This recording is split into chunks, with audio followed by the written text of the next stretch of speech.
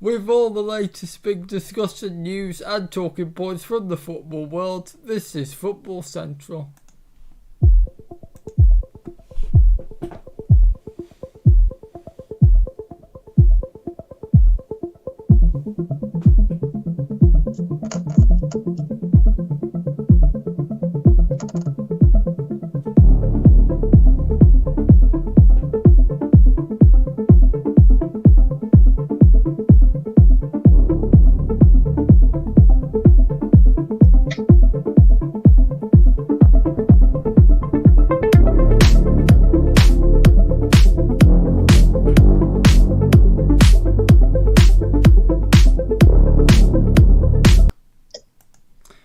Hello everyone, welcome to Football Central Extra Time with me, your host, TubeMix.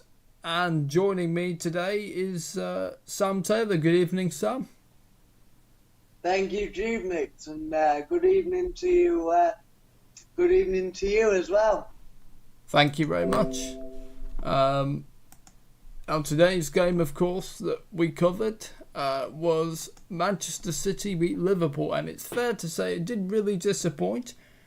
Quite a few talking points, and it was a really good game. I really enjoyed it. I thought the first half was really cracking. The second half wasn't so, but I suppose Gary Neville was actually spot on with commentary. You know, when there's so much in it, you know, to lose, you know, so much pressure. Then you can sort of understand, and I bet a lot of the players would be really exhausted because, you know, there was a lot of running and tackling definitely out there. You can't say that both teams didn't make an effort. Yeah, reminded me of the old, particularly first half, the old Man United v Arsenal games when you had Vieira and Keane. And Keane, yeah. And people like you know, Ruben Van Nistelrooy and Henry and, you know, matchups all over the park. Awesome. These are the best, footballing wise, these are the best two sides in the league, just whether they can consistency. Yeah, exactly. I mean, for both teams, really, it was always going to be an interesting one, wasn't it? Because, you know, City and Liverpool have been... They've been pretty much... I think they've mostly won games. They haven't lost many games, but they haven't... I think they've only lost that one against... Aston Villa. Yeah, the 7-2. Yeah. Apart from... But they haven't been anywhere near their best, though. And certainly... No, but if you can not be near your best and still third in the league, a point off the top, I don't think that's a bad start. Oh, absolutely. City... And Liverpool were the away side, so... And City, let's be honest, needed the points. It's still nowhere near over. I'm not saying that, but... Oh, we've got JLI Wheels on the chat. Good evening, JLI Wheels.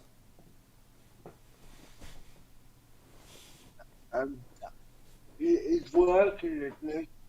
He is, but maybe he's sort of, you know, maybe he's on his break or something. But anyway, or maybe it's quiet. Anyway, hello to you, JLI Wheels. Hope everything's going well for you.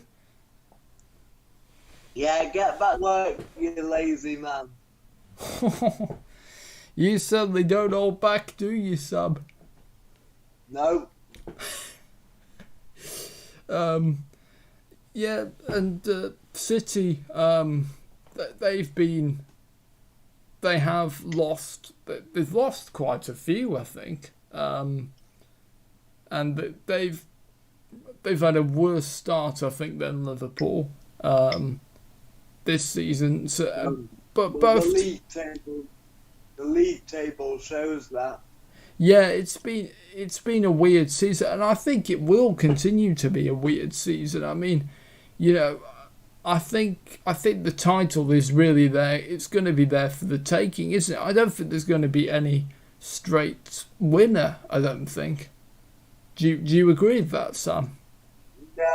No, I think City and Liverpool, maybe Chelsea if they can get their act together, but City and Liverpool will pull away the next few games over the next few months. By February, I think City and Liverpool will be miles away from the rest. Right. Well, we'll have to see, won't we, as ever football. I just think once they both hit top gear, there'll be too much for the rest of the teams. But the top four's open for debate this year. Oh yes, it's certainly interesting. So, before we go on to player ratings, Sam, what was your overall thoughts on the game? Well, I thought that, excuse me, first up, 1 second, take over for a second. Oh right, okay, you're right. Sam, you okay, mate? I just had something in my throat. I think the first half was absolutely terrific. Both teams going for it. It's a really good advert for the Premier League. I was just saying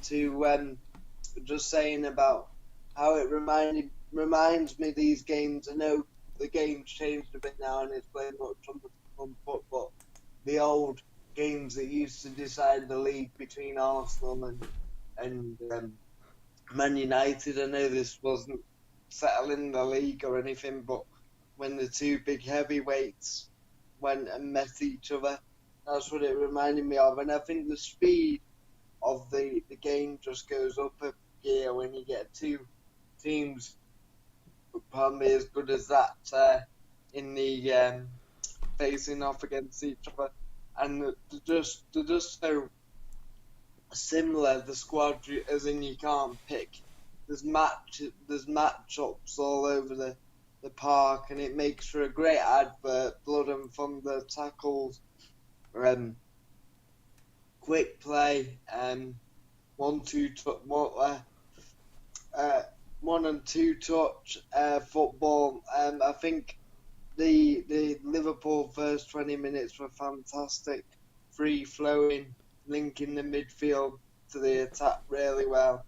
But to be fair, and got the penalty, which was a penalty. Kyle Walker still hanging his leg, and they were really good. But then City came back into it, got the penalty. In my opinion, it wasn't a penalty. We have just discussed this off air, but you could argue that Gomez has turned his arm, but he's turned his body to block the shot sideways, so his arm is going to move sideways, but it wasn't out. I thought the second penalty shout for Liverpool was more of a shout when Torres put his arms up. So I thought that was more of a penalty shot. I'm sick of talking about this, to be honest, because it was a great game, and we're probably going to talk about particularly first half, and yet we're talking about the handball rule again, which it's just one of those things, isn't it? It's just a joke. What's a defender meant to do? Roy Keane said it was a penalty. And yes, you could argue that the officials are being consistent with it, but consistently bad as far as I'm concerned. Absolutely shocking. And on the VAR monitor, when the ref goes over to it, he watches it in slow motion. What's the point? You've got to watch it in slow motion, and fair enough to be able to see everything clearly. You've got to watch it at full pace as well. Exactly, because, football's not. Sorry, but the game's not played in slow motion. I mean, if you played the game in slow motion, every touch should be a foul. I mean, it's just absolutely ludicrous. I think, and people blame VAR. It's not blaming VAR. It's the fact that human beings are still running VAR and make so many mistakes. It is absolutely ludicrous. Robots would do better. Well, yeah. but yeah, I just think that you know, we will see on those. But I don't want to go on about it too much. It was a great game. I'm surprised De Bruyne missed his penalty. Oh yeah, I It's was not. really surprised as well. He even missed the goal, which was even more surprising. Mind you, was it? Do you think it was to do with his? Because he looked like he was struggling at various times. Do you think it was perhaps when he was carrying an injury or something? Maybe, but it was very surprising. But even the best players miss sometimes, so. Yes, that is true, isn't it? Even the best players have off days at the office, don't they? Jeremiah Wilson said, "Work hard, play hard, Sammy boy." Yeah, well, you do more work and then you can do more play. Right, are you ready for the play ratings? No, not quite. Oh, sorry, apologies, mate. No, but it was a good game overall. Second half, as we said before we came on air, became a bit more of a tactical battle. But both teams didn't want to lose. I do think if that had been, I don't know, the next time those two teams play, they'll both go for the win, depending on where they are in the league. But as it's early days, a point was fair, I think, even though I don't think it was a penalty for City.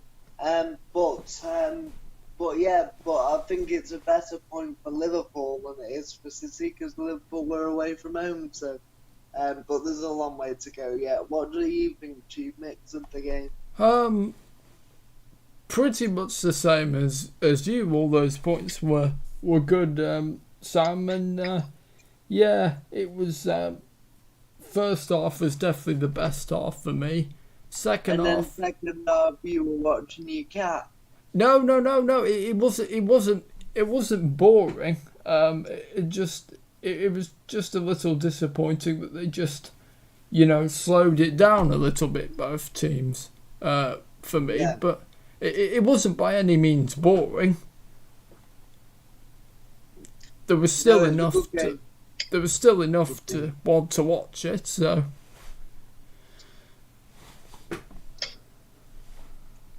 Right, are you ready for the player ratings, Sam? Yeah, ready when you are, Bob.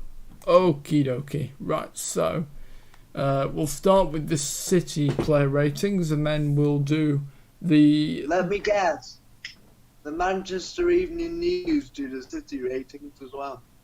Well, yes, mate, because it's on one of my shortcuts and it's because I go to that page a lot for news. No, I like them. I'm just thinking of what, yesterday we had a chat about Manchester Evening News. Oh, yeah, well, it's not Samuel Luckhurst who does the United player ratings. It's Simon Bajakowski.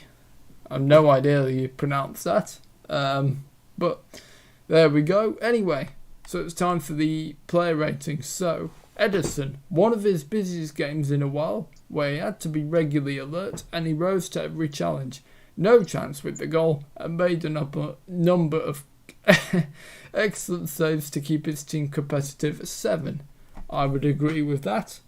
Yeah, he did. Yeah, you can't really blame him for the penalty. No, he made a cracking save and he made some good saves.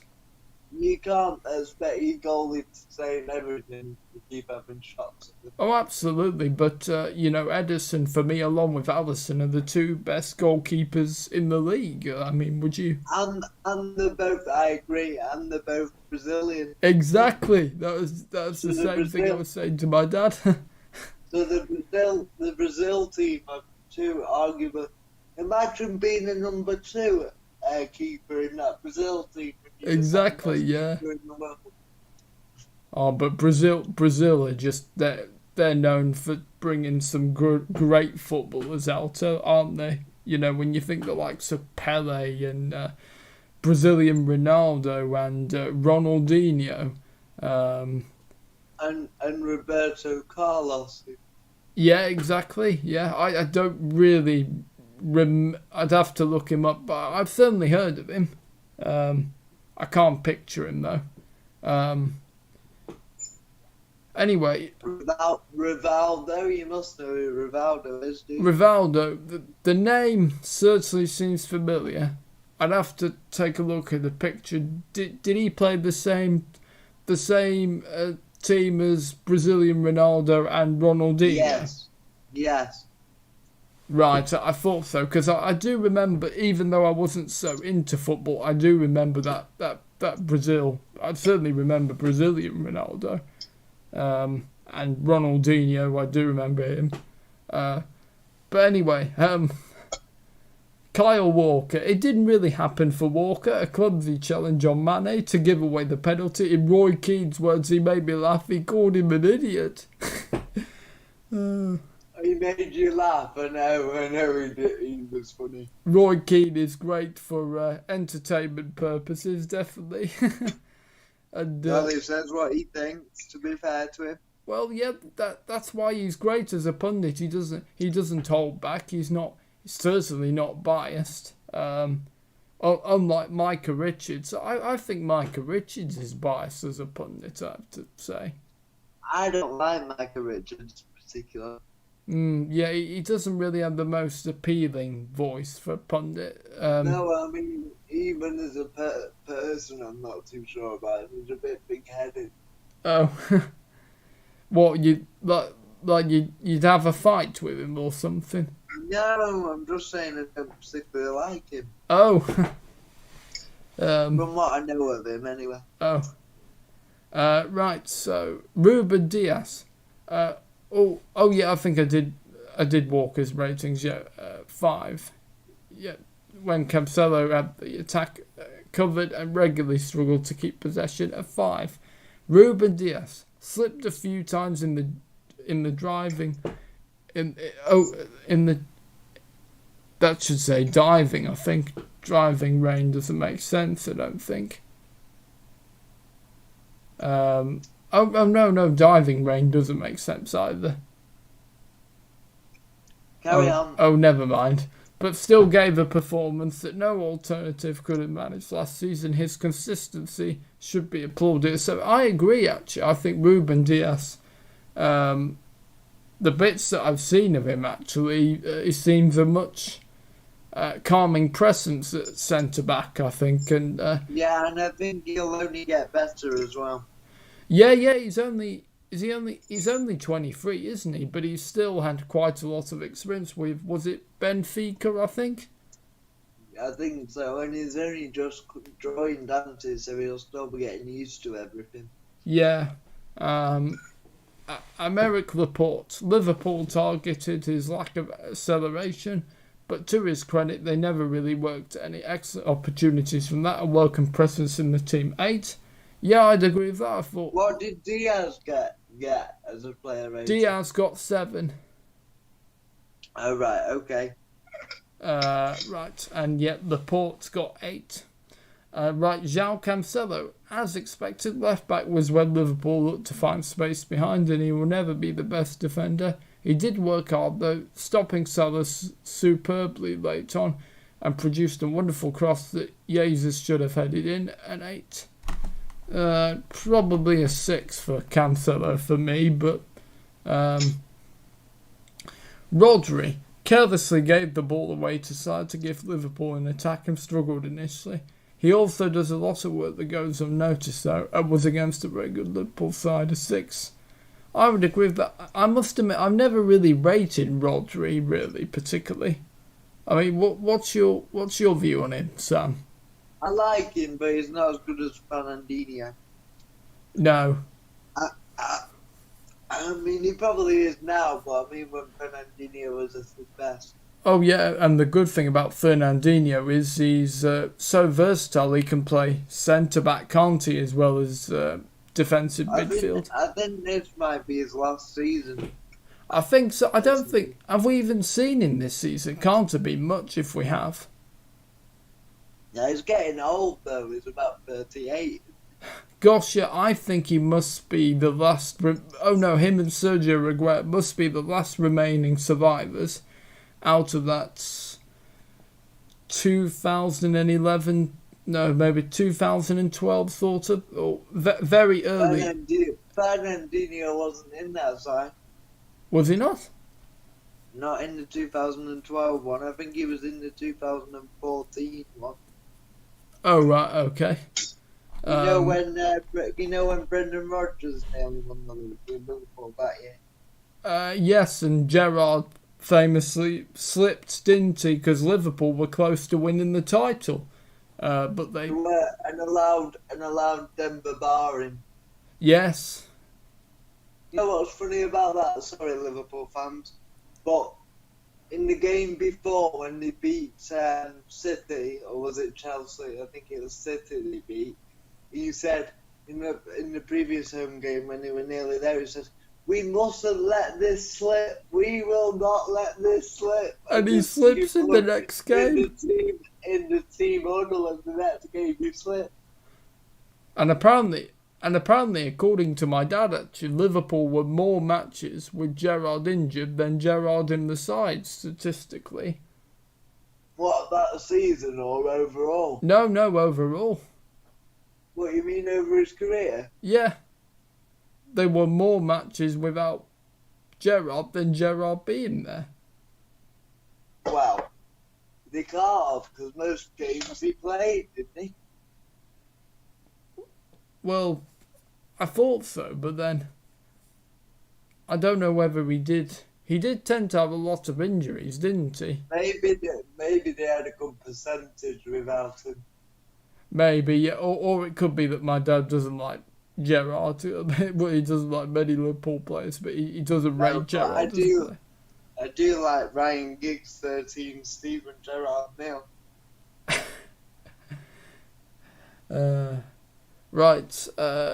You don't get that, do you, Will? It's a song, isn't it? I think. Have you sung it before? Well, do you know what Ryan Giggs 13, Steven Gerrard Neil means? No. Well, Ryan Giggs has won 13 Premier League titles, and oh, of course, and Gerrard won 0. Exactly. Oh, also okay. Say Leicester City won, Steven Gerrard 0 anyway, and that was besides the point. Right. So yeah, I've done Rodri. Gundogan. I can never pronounce his name. Gundogan. Yeah. Gundogan, that's it. Similar to Rodri, it was to their credit that City stabilised after such a difficult opening to the game. He didn't get forward as often as he can, but was effective at containing 7. I'd probably give him a 6 along with Rodri. I mean, I've never really rated him. Gundogan, really. I much rather Phil Foden in.